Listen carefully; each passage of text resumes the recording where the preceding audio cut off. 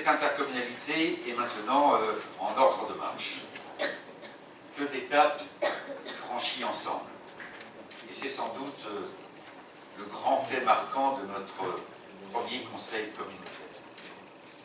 Nous sommes passés de 2 années d'une construction pour le moins compliquée, contestée, avec des interrogations, des avis divers et majoritairement défavorables, des oppositions marquées, mais aussi 2 années d'un véritable travail de défrichement, d'apprentissage, effectué par des élus volontaires avec le concours actif des administrations des anciennes agglomérations à la construction d'un accord général, j'espère que nous le verrons tout au long de cette séance, entre nous.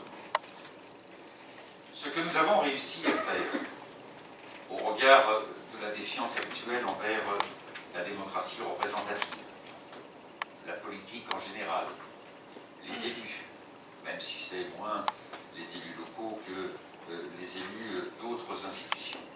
Ce que nous avons réussi à faire est, au fond, je le pense sincèrement, assez exemplaire. La liberté d'expression, la liberté de contestation, la liberté d'opposition, y compris en empruntant les voies qui sont celles de notre démocratie et de notre état de droit, a été garantie et respectée. Ces recours, ces chemins judiciaires devaient être respectés parce qu'ils faisaient partie du processus démocratique. Certes, ces dernières semaines ont été pour tous et tous inédites, complexes, difficiles, mais elles étaient nécessaires.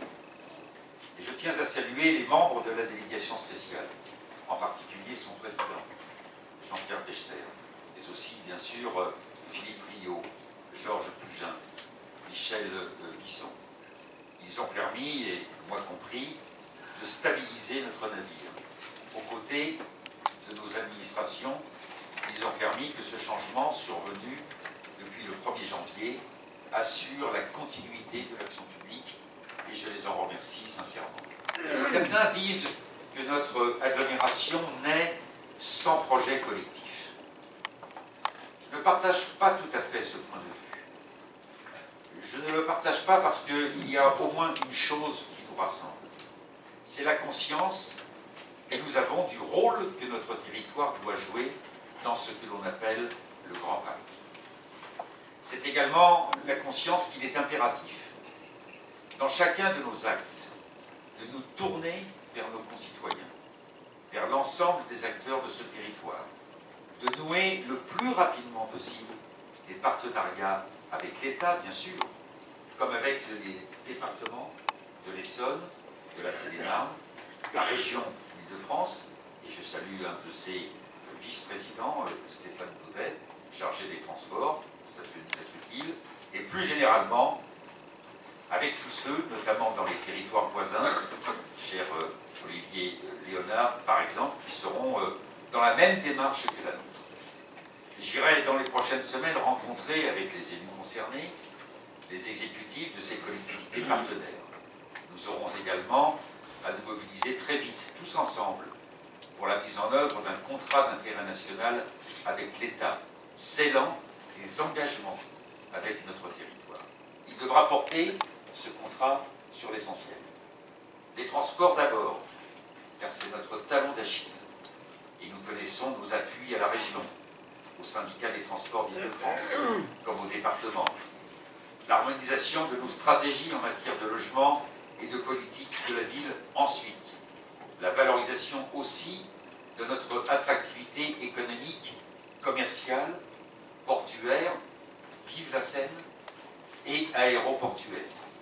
Évidemment, cela rend encore plus indispensable de ne plus perdre une seconde pour cimenter, pour créer une identité et une culture de développement.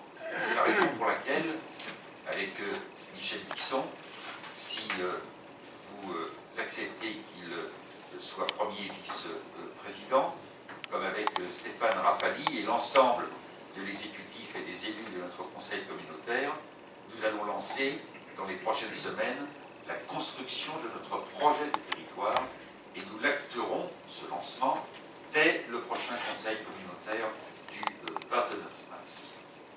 Il a déjà de solides piliers avec le projet que nous portons avec la Fédération française de rugby, avec le grand projet d'interconnexion du TGV sur le lieu saint Moissy-Cramayel, avec naturellement la coopération que nous avons déjà engagée depuis longtemps avec nos amis de Cœur d'Essonne sur le développement de l'ancienne base aérienne 217, avec les établissements hospitaliers et nos outils de recherche et d'enseignement supérieur, et le fait, chers collègues, que notre territoire fasse partie de l'appel à projet lancé dès demain au BIPIM, nous y serons pour certains d'entre nous, par le ministre de l'économie, Emmanuel Macron, sur les hubs du Grand Paris, est un bon signal, sans oublier celui annoncé par la présidente de la région elle-même, Valérie Pécresse. Ce qui m'oblige également, c'est de ne jamais opposer grands projets et services publics de proximité. Ne jamais opposer la nécessité de construire de grandes politiques publiques et des partenariats privés, c'est indispensable, dès lors que c'est bien dans un partenariat équilibré public-privé qui ne dessaisit pas la puissance publique de sa responsabilité sur les enjeux les plus essentiels de notre territoire, que ce soit en matière d'emploi, et nous allons tous profiter de ce bassin de vie élargi, de développement économique, de transport, de logement, du nécessaire équilibre et diversité de l'habitat à atteindre, des enjeux de culture, qui doit rester une grande priorité pour nous, de politique de la ville aussi, de santé, de recherche, d'innovation. Ne jamais opposer donc la nécessité de construire une politique ambitieuse sur ces questions et l'ancrage de notre agglomération dans chacun des territoires au plus proche des 337 000 habitants, des acteurs économiques et de chacune